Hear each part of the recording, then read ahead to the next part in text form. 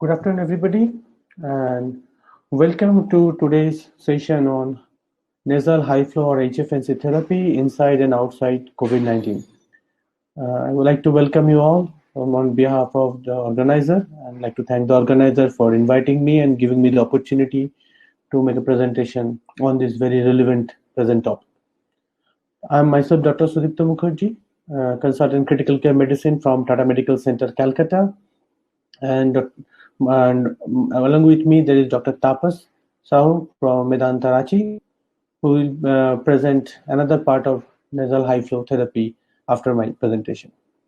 Now, because of this COVID era, we are more or less familiar with this high flow nasal cannula or HFNC therapy, and it has a significant role in decreasing the intubation rate and managing the refractory hypoxemia that we are developing because of COVID-19. And in that regard, Dr. Tapas will talk on the role of high flow nasal cannula and other oxygen therapy in COVID-19 patients. And what I will do, I will take you all to the pre-COVID era, before COVID, where we are used to use HFNC in our regular practice in a certain subgroup of patients, and we'll try to discuss, share our perspective and our experience with this modality. So high flow nasal cannula is a very simple machine. It has a flow meter with an air oxygen blender. Here we can increase the oxygen concentration as high as 100%, nearly 100%. It has an active humidifier along with a heated inspiratory circuit. So whenever we are delivering the gas, it usually maintains optimal humidification and also the temperature. And at the end, the patients there is a nasal cannula through which the gas is delivered. Now we all have used in our daily practice nasal cannula, and nasal cannula we usually give up to 6 liter or to 4 to 6 liter of oxygen. But when you are talking about nasal cannula with very high flow, there are some drawbacks. Like these are not optimally temperatured here. There is lack of humidification, and as a result, because of high flow, there will be mucosal injury. And along with that, because the flow is less than the inspiratory flow of the patient, there will be entrapment of air from the surrounding, causing a decrease in the FiO2. At least these three challenges has been taken care of by the HFNC when we have options to increase the flow as high as 60 liter, which will be cover most of the inspiratory effort, and the air will be optimally heated and humidified. So what will be the physiological effects? There will be high flow washout carbon dioxide in the anatomical dead space. All the dead space will be replaced by oxygen. Although they will be delivered through an open system, that is not a closed system, the air will be lost from the nasal cavity, nose, and also from the mouth. The high flow will overcome the resistance against the expiratory flow, and it will create a positive nasopharyngeal pressure. While the pressure is relatively low compared to the closed system, still it is considered to be adequate to increase the lung volume or recruit the collapsed alveoli. We'll look at the data or the practical experience. And the difference between the inspiratory flow and the patient and the delivered flow is small, and as a result, FiO2 is relatively constant. There is a very little amount of entrapment of air from the surrounding. And as this gas is generally heated up to 37 degrees centigrade and optimally humidified, there will be an optimal mucociliary function, and there will be very little discomfort to the patient even with such a high flow. What are the other physiological advantages? It will help in facilitate mucus clearance. It decreases the upper airway resistance, prevent upper airway collapse during inspiration, and also decrease the resistive work of breathing. And eventually, it will reduce the patient's breathing effort, which will be proved by when you look at the pressure time product. So what is the practical or clinical experience or clinical data we have? So whenever we are using HFNC, we have used HFNC compared to oxygen face mask. We have found that because the work of breathing has decreased, the peak inspiratory pressure has decreased, there is a decrease in the esophageal pressure, and there is a decrease in the PTP, which is the pressure timed pressure. There will be a decrease in the dynamic changes in the end inspiratory transalveolar pressure, and all these things lead to decrease in the respiratory rate. And with the similar amount of similar value of PCO2, PaCO2, and EtCO2, there will be a decrease in the minute ventilation. Eventually, all these things will cause improvement of PaO2, mean arterial pressure, they will decrease the heart rate, and all those things will improve the overall condition or comfort of the patient. And if you look at the PaO2 compared to the same FiO2, and we will compare with a nasal cannula with a supplemental oxygen, HFNC usually gives a higher PaO2, and at the same time it maintains optimal carbon dioxide. As a result, there will be decrease in the minute ventilation of the patient and the total overall work of breathing, because the washout of the carbon dioxide is much better compared to a mask. And what are the other physiological changes? There will be improvement in the end expiratory lung impedance. There will be a better lung aeration in terms of homogeneity and the respiratory pattern because of this high flow. And as a result, the general global inhomogeneity index will go down. Peak inspiratory flow, peak expiratory flow, both in the dependent and also in the global area will be optimized. It will decrease. All these things lead to a overall physiological improvement of the respiratory parameters. So now we'll see in a practical scenario, in a case-based scenario, how we can utilize it, or how we are using it in our daily practice. So let's start with the case. 50-year-old gentleman, COPD, obese, AML, undergone bone marrow transplant. Day 5 of BM post bone marrow transplant, patient developed fever, shortness of breath, and desaturation. From chest X-ray and ultrasound, we found that patient has a bilateral basal consolidation. There's the worsening hypoxemia, so we have started on NIV. Patient was very irritable, restless, not complying with NIV, so start desaturating even with 15-liter oxygen. So what is the next option?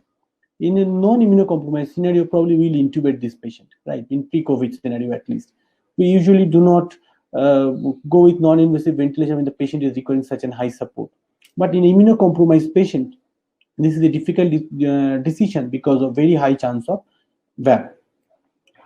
So what are the if you look at the contraindication of NIV, there will be the one most important thing is the alter in the sensorium. If the patient is not responding, if the patient is irritable and uncooperative, or if the patient has a claustrophobia because of that tight fitting mask, there is a high chance of NIV failure. Along with that, if there is a facial injury, facial malformation, or there is lot of sputum production, if there is a chance of aspiration, again, application of NIV is little complicated. To some extent, all these challenges can be managed when we replace NIV with HFNC. So if you look at the NIV failure rate, it can be immediate, that is within the few hours, early, within the first 24 hours, or late. And most of the failure because of altered sensorium, lack of patient cooperation, irritability, restlessness is mainly in the early phase, immediate phase. So can we replace NIV with HFNC? This is one of the landmark trial called Florelli trial, when they have taken acute hypoxic respiratory failure patient without hypercarbia, PA2 FiO2 ratio was less than 300, and they compare the standard oxygen therapy along with HFNC and NIV. So when I look at the overall of the population, overall cumulative incidence of intubation, they found there is no statistical significance between non-invasive ventilation, standard oxygen therapy, or HFNC. But in the subgroup analysis, in the subgroup analysis, when they pick up more severe cases of hypoxia, that is PaO2 FiO2 is less than 200, then they found there is a significant advantage of decreased incidence of intubation with high flow nasal cannula compared to NIV on standard oxygen therapy. And when they look at the 90 days mortality, they found that the chances of 90-day survival is high with high flow nasal cannula, maybe because of this decrease in the chances of intubation in severe patients, who will probably dictate the total number of mortalities. Now, what happened? Can we use this HFNC in immunocompromised patients? We all know that in terms of respiratory support, non-invasive ventilation is has a grade 1 recommendation when we are talking about hypoxemia in immunocompromised patients.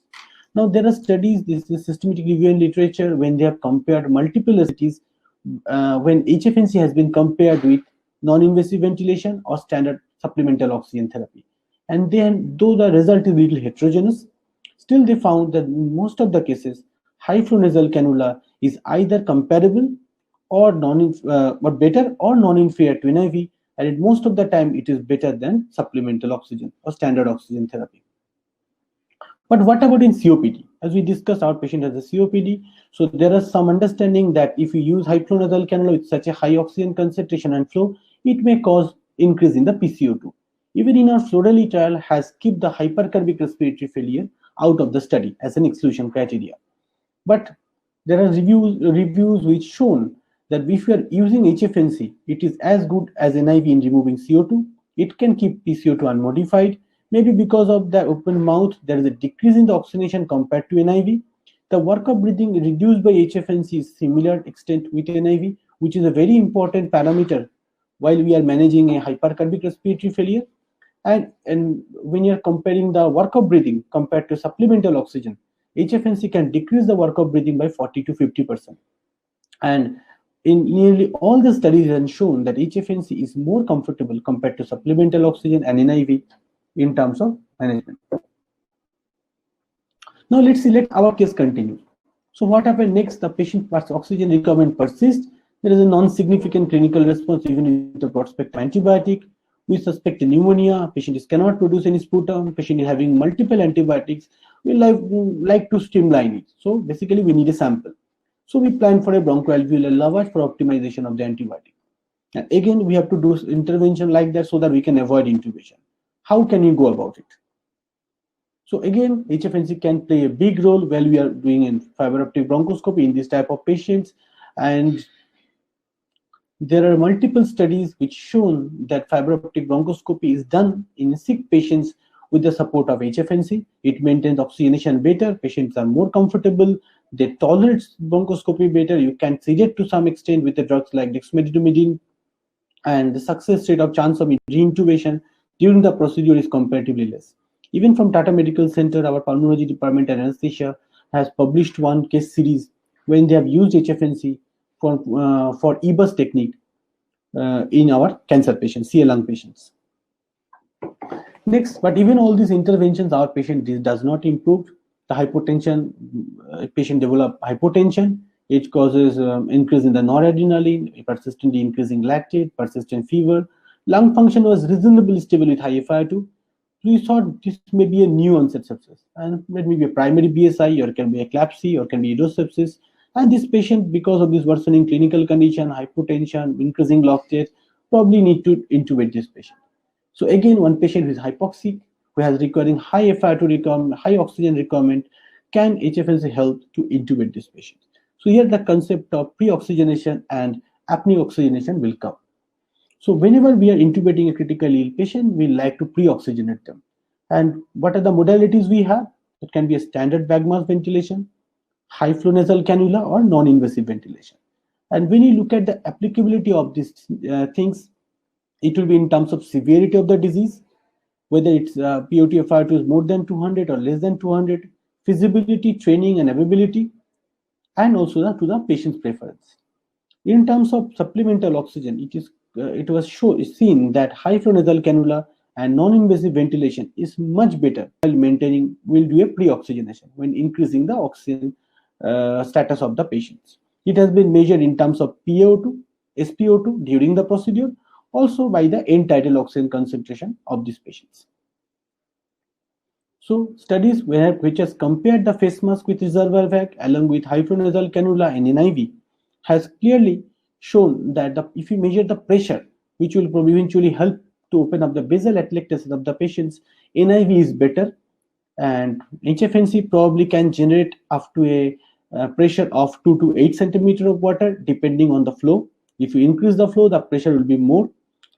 And if the patient has an open mouth, then the pressure will drop in HFNC. In NIV, obviously, it can maintain a pressure, and this pressure will be minimum when you are giving a supplemental oxygen.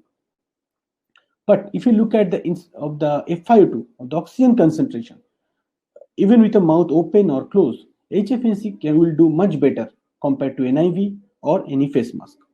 And obviously, as the patient basal lung will be recruited with a high flow, so high flow of 45 or 60 liter per minute will give a better oxygenation compared to a low flow state. And when we are talking about patient's comfort, ventilatory comfort or auditory comfort, definitely HFNC has a significant edge compared to the other two interventions, specifically NIV. So what happened during the, this is about when we are pre-oxygenating a patient. What happened during the course of intubation? There is a higher chance of desaturation while using an NIV or we are using a HFNC. Head-to-head studies with HFNC and NIV has shown that the chance of desaturation during the procedure is more or less same in HFNC and NIV. And the take-home message, they conclude, then compared to a standard mask ventilation, pre-oxygenation with HFNC does not improve the lowest SpO2 during intubation. But when you look at the frequency or number of desaturation less than 90% cases, they have found it is significantly low with HFNC compared to NIV, even when the chances of difficult intubation were significantly higher in that HFNC subgroup.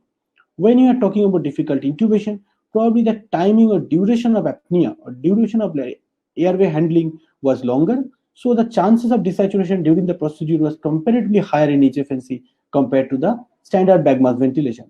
But the result has shown that actual incidence was less in HFNC. And at the same time, the severe and moderate complication during the airway management was also significantly less with HFNC compared to NIV.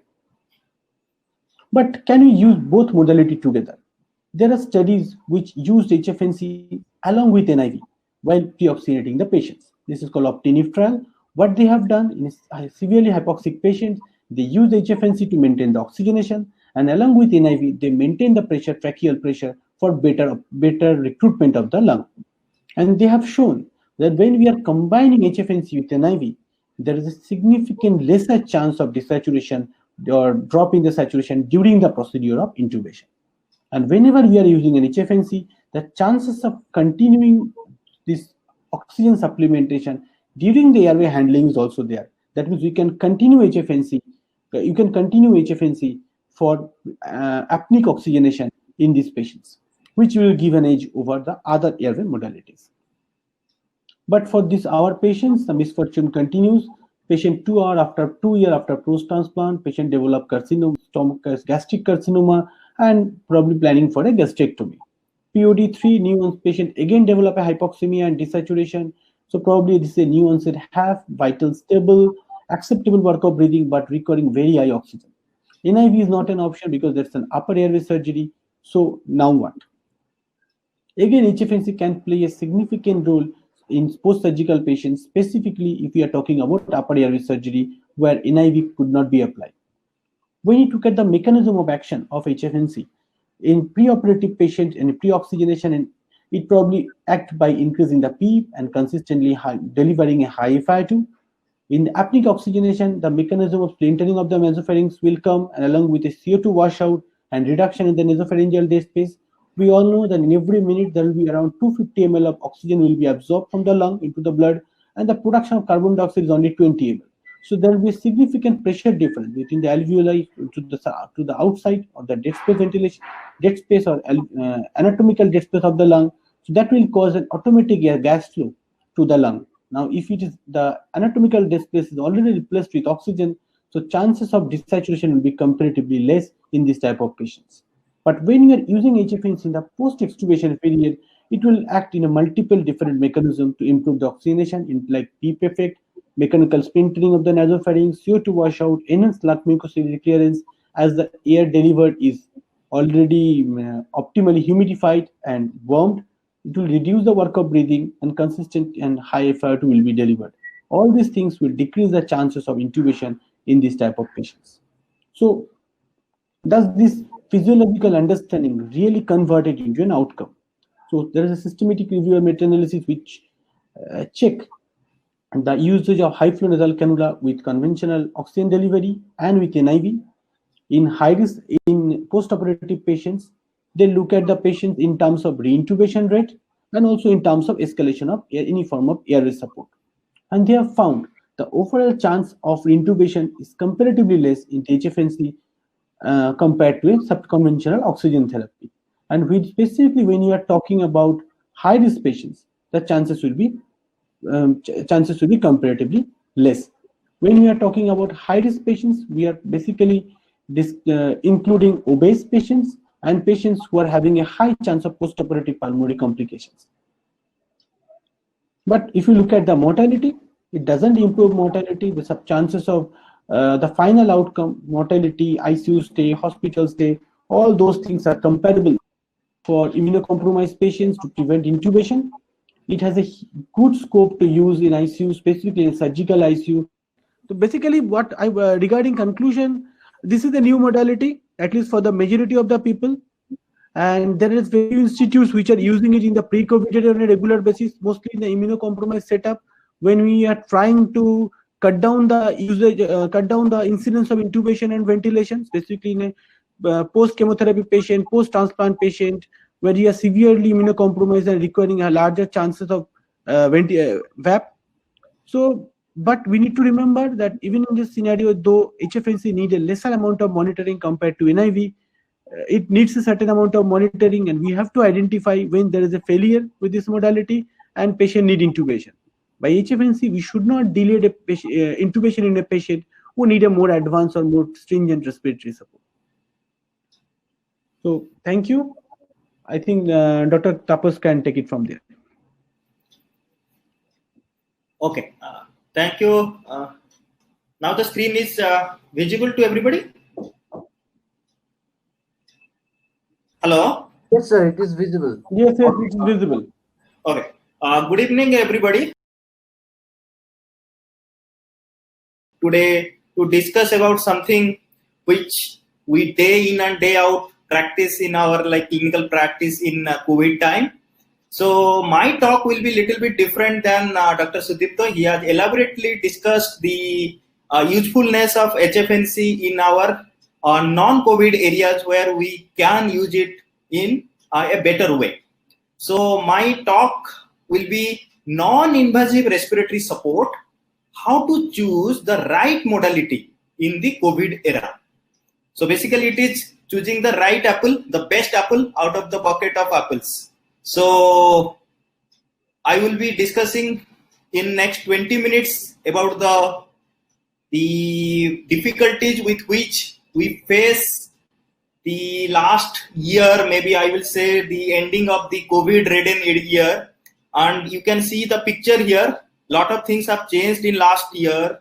This is the Starbucks picture. Maybe it is good year, bad year. Maybe it is LinkedIn. Now it is logged in. Or maybe it is MasterCard. Or maybe it is the Olympic game sign. So this also has happened to our approach towards the respiratory support, which we normally prefer in our critical care practice. Before, maybe any patient who was coming to our emergency department in a severe respiratory distress, the literature, as per the literature, we normally preferred let's intubate and ventilate, and we know the advantages of putting the patient in rest. We normally preferred for the neuromuscular blocker, give 48 hours of rest, and the patient should improve. But no, this is not the normal time. This is COVID time. And that has actually changed our perspective towards looking at the different respiratory support. And this is the reason why non-invasive respiratory support has taken a leap forward compared to the invasive respiratory support, because there are so many complications that are associated with intubating and mechanical ventilating the patient of COVID. So what is different in COVID? We all know, but I will summarize in one slide. This is the case, this is the disease, the rapidity with which it spread in last maybe 10 months or so, the morbidity and mortality associated with it, and the paucity of the evidence-based management guideline. We know every month, every day, some or other literature is coming up with some guideline, but we do not know that which is the best one. We have so many things, but we do not know which is the best apple to choose from. So that may be one of the concern every clinician is having. This is the disease process that has been categorized like ARDS. But believe me, my friends, the reality, it is not like typical ARDS. So it is not ARDS, rather it is KRDS, CARDS, CARS. So it is not ARDS, it is CARS. Lung compliance compared to the normal typical ARDS is normal. But we all have read in our the clinical practice that in ARDS the lung compliance is actually jeopardized. But here the lung compliance is often normal. We have all known the concept of happy hypoxia. I have also seen patients with SpO2 of 30 to 40%. They were sitting in the ICU bed and happily smiling and talking over phone. So that is happy hypoxia concept. So many patients, they are having low SpO2 but not in typical respiratory distress, which we have expected in our normal ARDS patients before. So this is again one difference compared to our normal perception. Then we know that patient treatment is not based solely on a single number, like the pulse oximetry number may not be a reliable marker of respiratory compromise, but we advise every patient of COVID to have a pulse oximetry, maybe in the home or maybe in the hospital, in the monitoring area or in the COVID ICU area or in the isolation ICU. But the real concern, we need to supplement oxygen to these patients. Oxygen is the therapy. But how to give the oxygen? It's $1 million question. And that is the concept, that is the essence of our today's talk. Simultaneously, we have to also understand that we have to limit the spread of infection to our fellow healthcare workers and minimize or avoid aerosol generating procedures. That is also coming up in our back of mind, that we do not do any procedure that will increase the aerosol exposure to our own self or to our healthcare workers. So our priorities while managing a patient with COVID, to maintain the SpO2 in the safe range relatively, maybe around 90 to 93%, and oxygenation should be our first priority. COVID has taught us, this is very clear, that non-invasive respiratory support is our first priority. Invasive respiratory support should be avoided as much as possible in mild to moderate variety.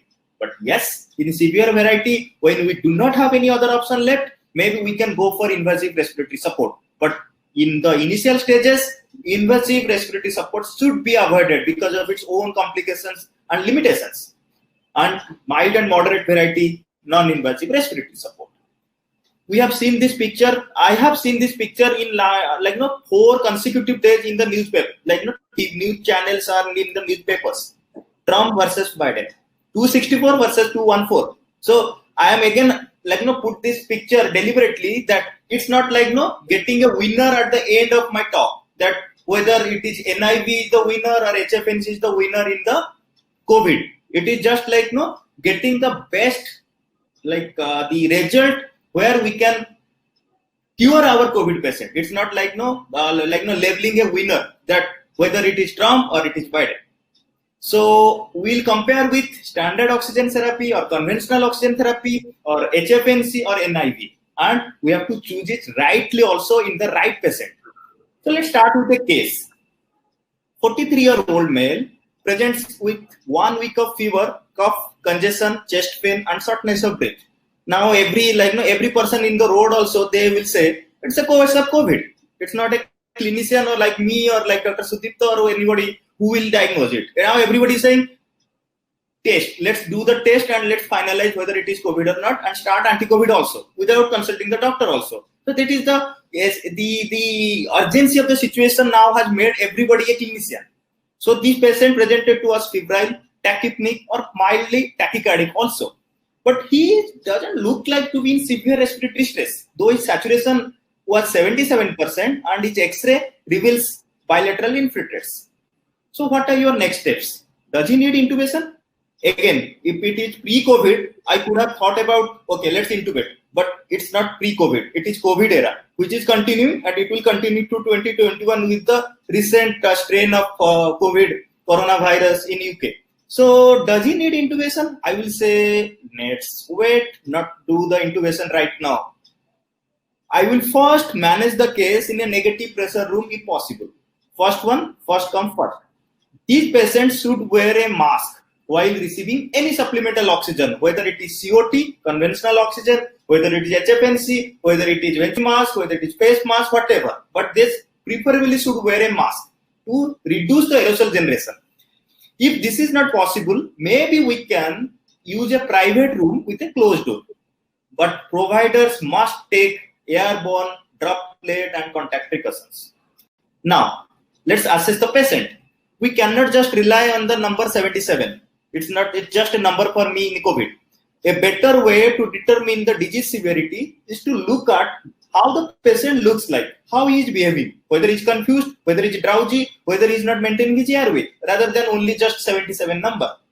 Now, we all know the difference between L type, H type. As per the Gattinoni concept, we all start with the L type, which is the most commonly presentation in the COVID, which is the normal lung compliance. It is the L for low elastance, high compliance, which is the almost 77% of COVID patients present with L type of the ARDS. And for these patients, oxygen is the key, not intubation. So let's clear this concept in the first patient assessment itself. So most patients, 77 out of 100 patients, they will 70 out of 100 patients, they will be treated with oxygen, not with intubating. Now, there will be 30 out of 100 patients, they will be presented little bit later on, maybe advanced form, and that will be H type. H for high elastance, low compliance, and that will be typically resembling our pre-corona, that is the ARD, typical ARDS pattern. And in these patients, maybe intubating, putting on high P, recruitment maneuvers, proning, all these things will be helpful. But we'll be dealing more or less with 70%, that is the L type of ARDS in our COVID patients. And for these patients, supplemental oxygen with non-invasive respiratory support with goal of SpO2 more than equal to 88 to 92% and reducing their work of breathing, giving some assurance, motivation is the essence, is the key that we have to understand very clearly. So what are the options in front of us right now? I'm confused. I am a clinician. I am in the emergency department or I am in the COVID ICU. The patient has come with 77% saturation and I have a plethora of options right now in front of me. That is simple oxygen therapy, which includes nasal cannula, simple face mask, venturi mask, non-breathing bag and valve mask. Then there is also presence of BiPAP or CPAP with face mask and also recent one which is a helmet NIV. There is also another machine in my COVID ICU, that is HFNC, and I also know the pros and minus of awake proning. So how to actually combine all these things or how to choose the right one for my patient and make the patient better. Let's understand the prerequisites first. Then only we'll go for opting the non-invasive respiratory support. The prerequisite is, first we have to understand the patient comfort level. How we are comfortable in putting that NIV or non-invasive respiratory support or HFN in our patient. If we do not know the concept, the machine itself, we do not understand how to put that in our patient, there is no use of all these fancy machines in our ICU or in our critical care areas. And also, we need to monitor the patient second to second. It's not putting that HFNC machine and forgetting about the patient and doing our own work. No, this is not done. Now, technical aspects based on reducing the aerosol generation and exposure. Maybe the things look a little bit attractive to me, but I have to understand also by that how much aerosol generation is happening to my fellow healthcare workers. Then only I have to decide whether it is advisable in my ICU or not. The second point. Third point, I need to understand the disease. It's not all about the monitors and the machines. I have to understand the disease. Fourth one, let's make it very clear. Not one size fits all. I cannot say that HFNC is the answer or NIV is the answer.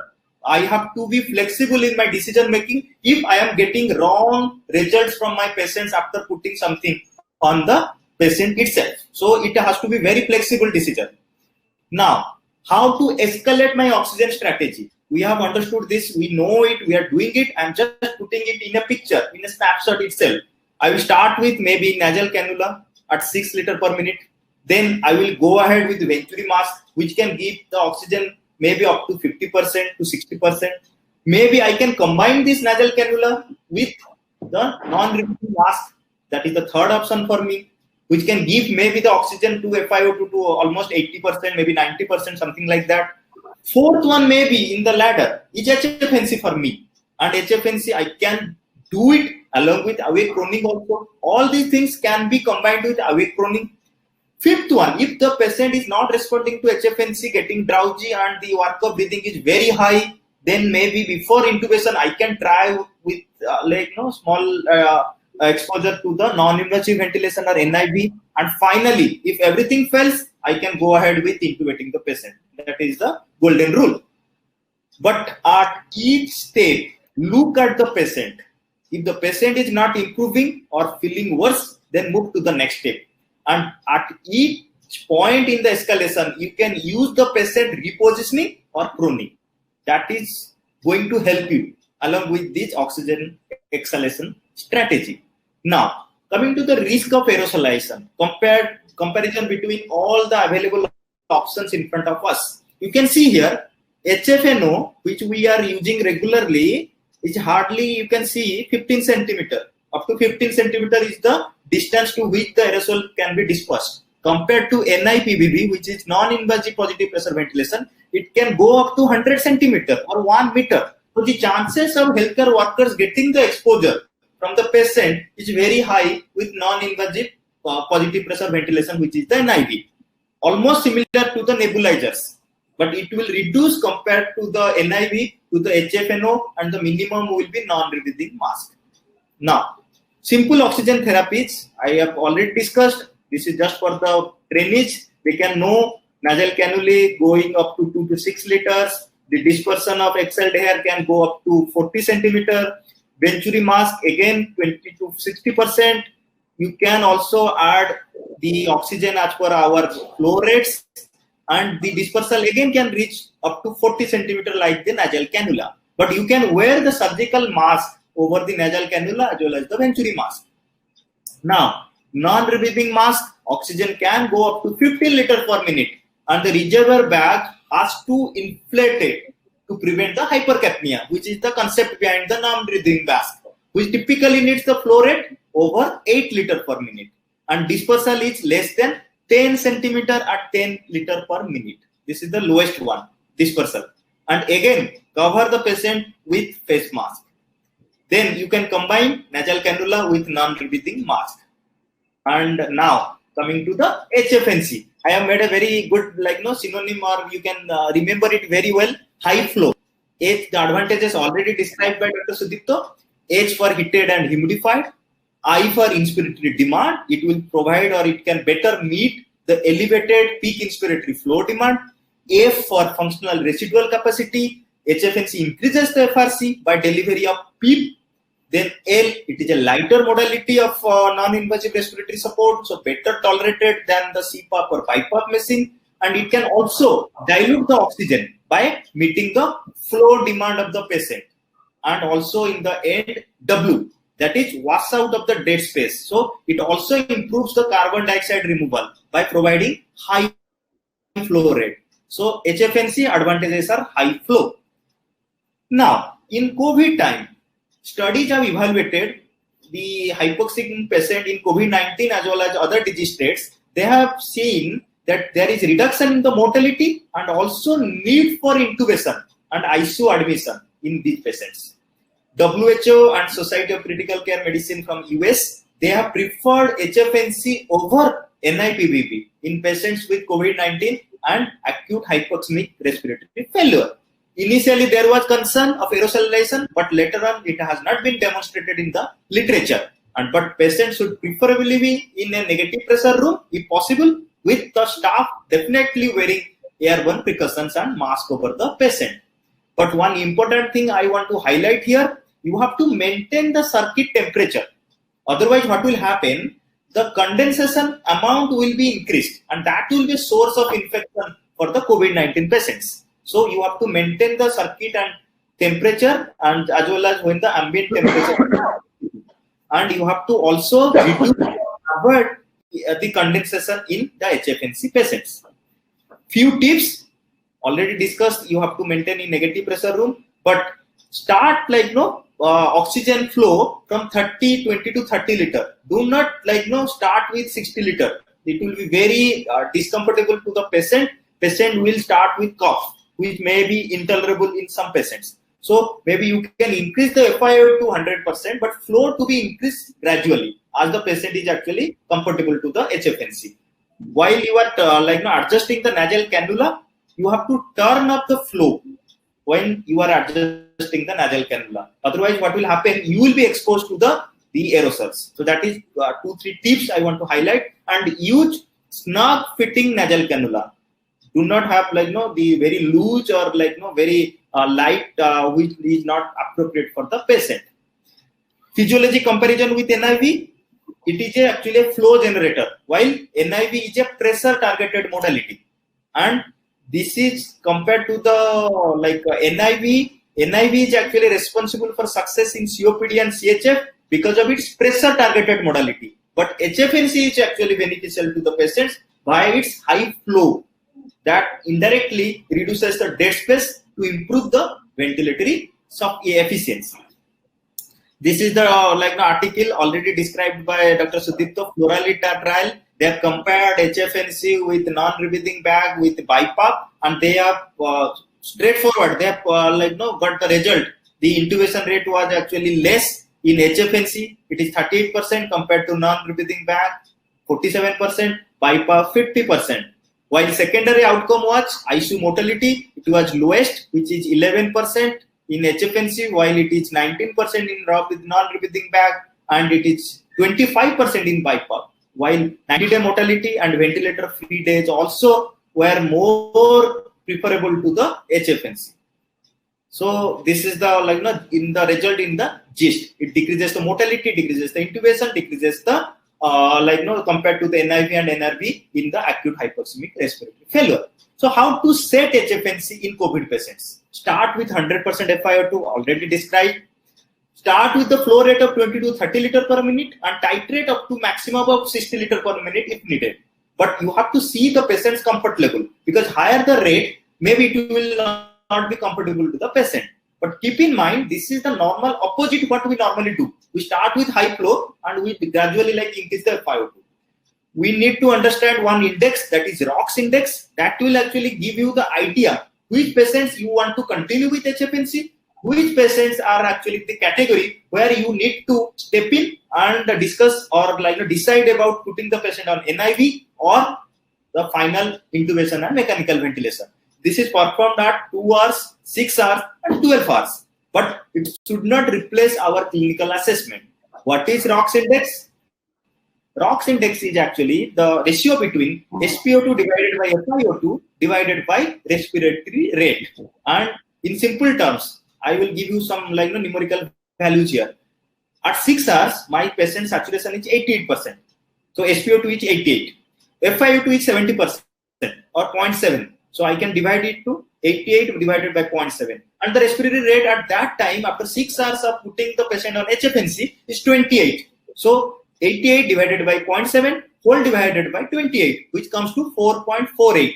And as per the literature, they have found if at the 6 hours, less than 3.47, then definitely you should remove the HFNC, put the patient on NIV, or decide about final intubation. So my patient's ROX index is right now 4.48. Maybe there is time I should continue 2 or 3 hours. So this is the essence of ROX index in COVID patient.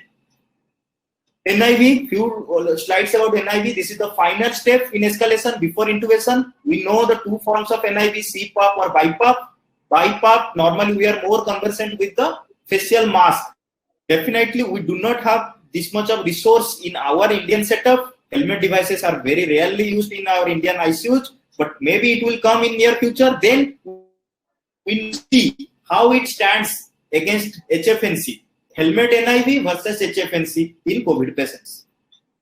SCCM recommends against NIVV unless HFNC is not available. This is very clear. But NIVV has been used with success in few countries like China, Italy, and New York. But important point about NIV, which is disadvantage, NIV role in self-inflicted lung injury. Patient self-inflicted lung injury in short PCL, and the risk of impacting in a change in ARDS phenotype from L type to H type. That means if you are not judiciously using or right patient, you are not using NIV, maybe you are inducing more injury in that patient, and the patient from the milder variety variety of ARDS is going into severe variety of ARDS. That means L type ARDS to S type ARDS, the probability of converting into S type ARDS is more if not properly managed with good non-respiratory support.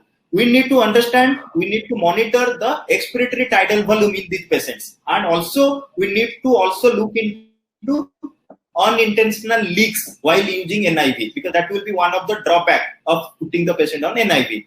Higher VTE more than equal to 9.5 ml per liter for consecutive 4 hours is independently associated with NIV failure. That is one of the literature that we need to understand. But we also need to analyze how much patient is on NIV versus HFNC before putting the patient on invasive mechanical ventilation.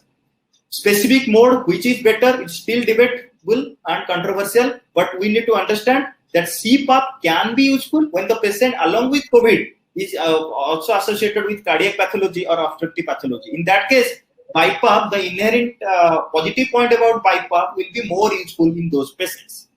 Must do in COVID patients for NIPBB, we need to attach the viral filter correctly before connecting to other things like end-tidal, bag valve mask, ventilator. We need to also ensure that there is no leak in the circuit. And also you can start with FiO2 100%, start with PEEP of 5, then you can go ahead depending on the patient's response and SpO2. And ABG will be helpful in titrating your settings as needed. But remember this, do not go above PEEP of 20 in NIV.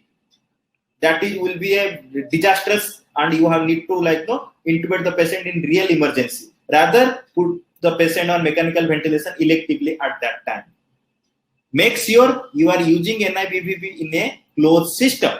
Otherwise, you will be blowing COVID everywhere in your hospital, in your ICU, and in your healthcare workers.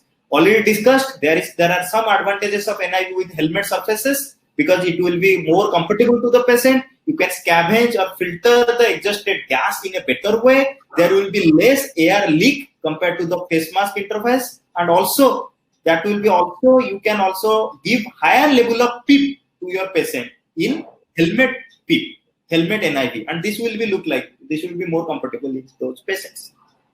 But it will be testing against the time, how it will be performing when we are having proven HFNC. And this will be the circuit look like: non-vented full base mask, non-invasive strategic ventilation. And in patients who will be more responsive to the HFNC will be patients not responsive to the PEEP, because it will be the early form of ARDS. So those patients may be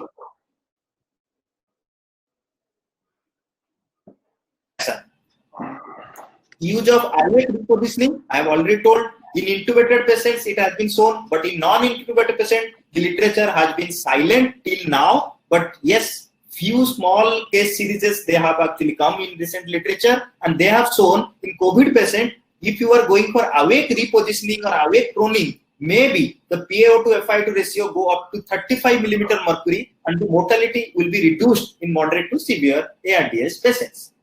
This is the HFNC or NIV in severe ARDS patients. This is already discussed by Dr. Sudipto, and this is again in June 2020. This systematic review and meta-analysis come, which he is comparing all the non-invasive oxygenation strategy with the all-cause mortality in adults with acute hypoxemic respiratory failure, and you can see here that the mortality rate is definitely lesser compared to the mechanical ventilated patients. They have compared helmet non-invasive ventilation, face mask non-invasive ventilation, high flow nasal oxygen, as well as the normal oxygen. 25 randomized control trials they have taken, and they have found mortality rate is definitely less compared to the invasive respiratory support. What are the potential strategies and perspectives in current scenario? Options are definitely differing between different scientific societies, countries, and different environmental factors. I cannot equate one ICU in US with one ICU in India. Because of lack of facilities, ICU beds are different, experienced personnel are different in different ICUs, and equipments may have a role in selecting right therapy and ultimately having impact in the clinical outcome. But These are the scientific society and their preference, non-invasive respiratory therapy. And you can see here clearly HFNC till now is the winner. I will not say it finally will be the winner, but yes, definitely right now at this moment, at this juncture, maybe I will say HFNC should be the preferred non-invasive respiratory support in COVID-19 patients in mild to moderate variety. So let's sum up. PPE should be the initial consideration when managing any patients with COVID-19. Use of HFNC NIV, as it was previously thought, the risk of droplet exposure is not at all significant, so we can easily and safely use HFNC in proper way. Use of HFNC at a flow rate of 40 liters per minute with a surgical face mask in place over the patient's mouth and nose shows no greater dispersal of particles than low flow oxygen with a face mask in place, so it is very safe. Awake proning is feasible and may stave off the early intubation concept. Patients come in 3 flavors to my ICU. I will now give one flow chart for my trainees. Silent hypoxemia, they will not need any intubation. Trial of spontaneous or standard oxygen therapy, NIV, HFNC with awake proning will do the trick. Intermediate hypoxia, they may need, but I need to be very optimistic and I need to combine all this non-invasive support in a proper way along with anti-COVID management. Respiratory distress patient, they will need intubation. Definitely they have gone too far for the NIV or CPAP, but definitely first start with the nasal cannula and surgical mask. Target should be SpO2 88 to 92%. If this fails, go ahead with HFNC, put a surgical mask over your patient's face, awake prone the patient, calculate the RUC score. If it is less than 4.88 at 6 hours, consider intubation. If the patient is not going for the HFNC, maybe you can give a trial of CPAP plus awake prone position before intubating. And finally, these are the flow chart which will start with non-breathing mask plus nasal cannula. There are 2 options, HFNC and non-invasive positive pressure ventilation along with proning, and finally intubation. So take home message from my lecture: one size fits all approach to this acute hypoxemic respiratory failure is a misguided concept. Choosing the right non-invasive oxygen support, if somebody will ask me, I will say I will go ahead with precision-based approach that will be more towards the observed phenotype of this ARDS. If it is L type, I will give something. If it is H type or advanced form, maybe I will go ahead with the intubation or NIV. And this will depend upon the patient's clinical experience and comfort with which in last maybe 9 months, 6 months or 1 year or so.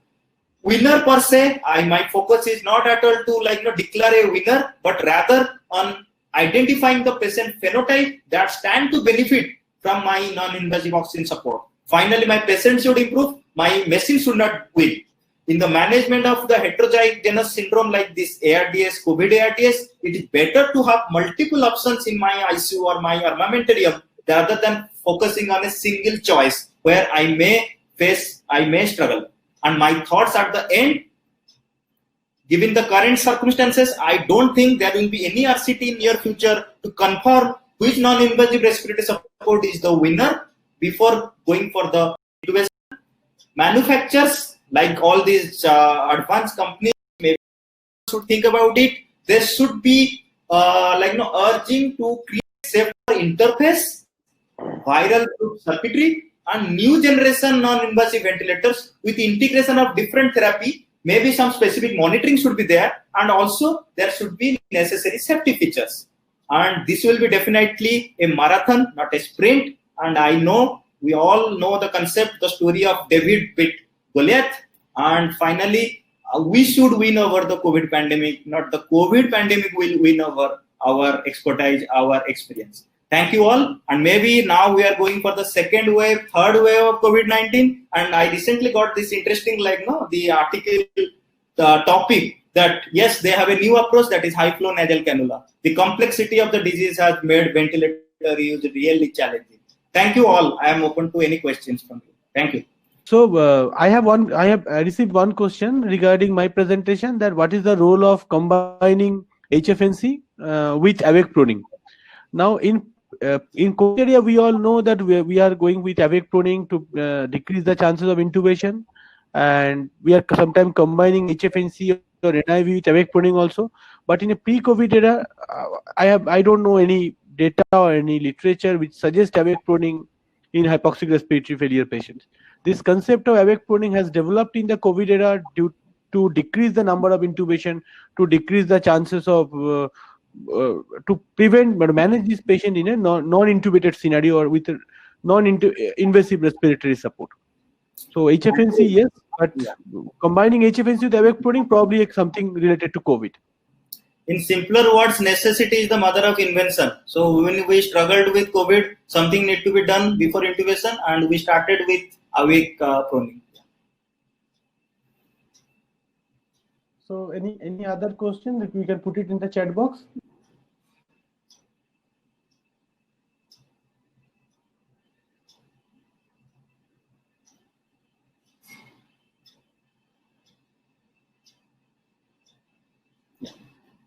I think the message was very clear that definitely we need to be expert in handling all these non-invasive respiratory support, and moreover, HFNC has stood over the time in last 9 months or maybe more than that, last year, and definitely we need to see maybe that there will be change in the viral strain, how the patients will come, and in that case, how the HFNC or all these non-invasive respiratory support will actually cope with.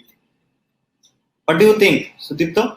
Yes, I agree. I fully agreed. And as Dr. Tapas mentioned, probably we are looking at a precision-based medicine, and we cannot decide beforehand which non-invasive interface we are going to use. We have to decide on a patient-to-patient basis, and we should not be reluctant or should not hesitate to change from one modality to another when we find that it is not working. So we put on someone on HFNC, and now the patient is not improving by the ROS score. We should be able to shift either to NIV or to intubation and ventilation. And another question we have seen in the chat box regarding fixed and variable performance oxygen therapy. So fixed and variable performance oxygen therapy depending on whether we can deliver a fixed oxygen concentration to the patient. Now, oxygen concentration to the patient depends on any form of devices. Depends on, one is the oxygen flow, another is the patient's inspiratory effort. Now, if the patient's inspiratory flow is more than the oxygen flow, oxygen delivery, then obviously there will be entrainment of air from the surrounding, and the oxygen concentration will be a variable factor. We cannot control it. Now, there are modalities where we can deliver a fixed oxygen concentration irrespective of the patient's respiratory effort or patient's inspiratory flow. One of these HFNC, one is high flow, one is NIV. Another modality will be high flow mask with a reservoir bag. If patient has a high inspiratory flow, the excess oxygen will come from the reservoir bag. Same thing from a bag mask during bag mask ventilation. If you put a bag mask ventilation mask with a reservoir and patient is spontaneously breathing, the excess oxygen and excess flow will be managed to the reservoir bag. But that is not applicable in a variable performance oxygen therapy.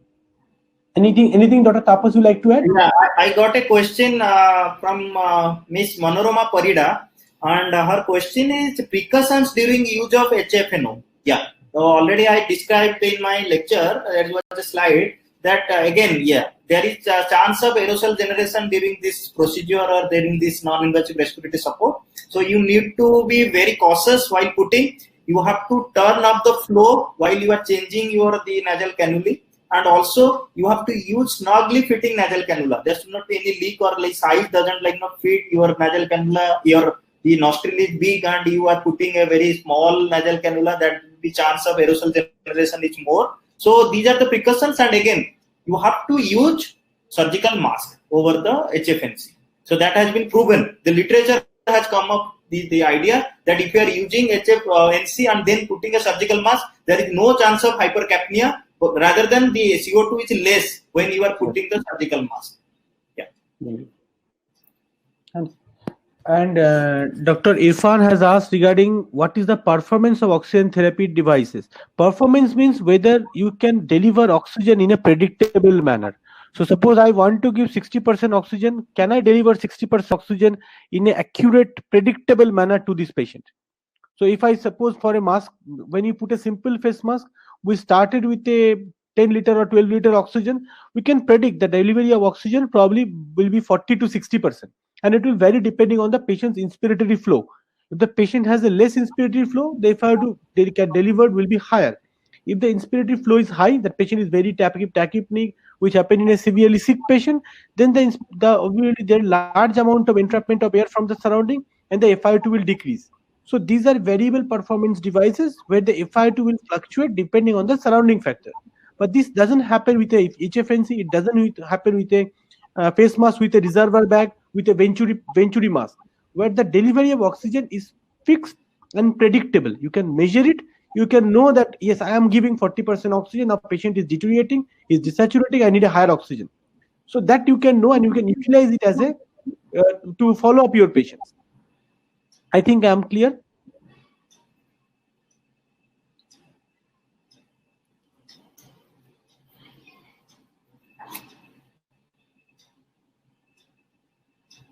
Any other questions from any of the regarding the humidification? I think the recommendation is for the distilled water. Whether you can use normal saline or not, I am not sure.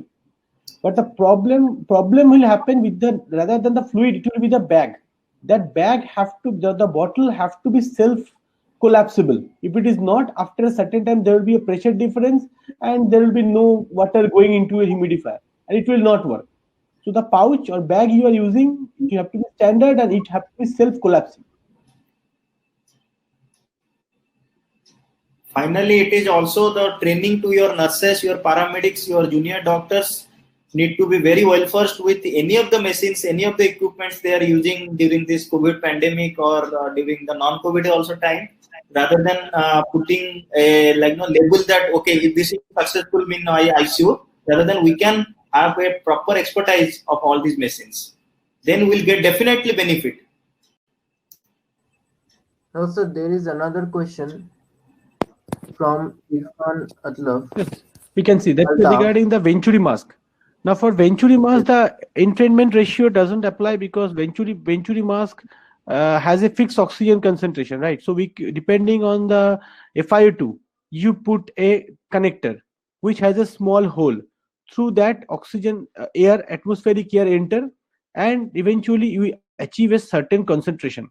That's why depending on your targeted FiO2, there is also a fixed oxygen flow you need to give. So suppose you want to give 40% oxygen, the oxygen flow which is required is documented or written on the connector, that you need 15 liter oxygen or you need 10 liter oxygen. So regarding the entrainment ratio is fixed with every connector. It will vary when it is not a fixed performance devices like a face mask. When patient is having deep breath, then the oxygen entrainment will increase and it will dilute the oxygen and the FiO2 will fall. If the patient doesn't have a high respiratory effort and inspiratory flow, then obviously the oxygen concentration will be more.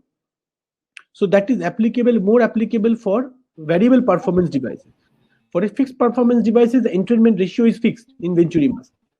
And if you talk about usage, the usage in practical life is not that much. In the conventional use of Venturi mask was for COPD patients, when you used to target a lower saturation of 90-92, and then you use the Venturi mask and can give them a minimum oxygen. So in presently, you can titrate that with a SpO2 saturation, right? You can give with a HF mask or nasal prong, and you can decrease the oxygen supplementation till the saturation is around 90. So presently, in my practice, at least, I'm not using Venturi mask to that extent. Totally agreed. Venturi mask is only for maybe theoretical purpose in COPD patients, where you are actually targeting your oxygen to be very precise, and it has to be not exceeding this much of amount. But in clinical proper sense, this is not of major use in our current clinical practice. Yeah. Okay, I think we can conclude. Yeah, I think. Okay. Thank you all, and wish you all a Merry Christmas in advance and also a Happy New Year. And we hope it will be COVID-free at least. Okay. Thank you, everybody. Thank you all. Thank you.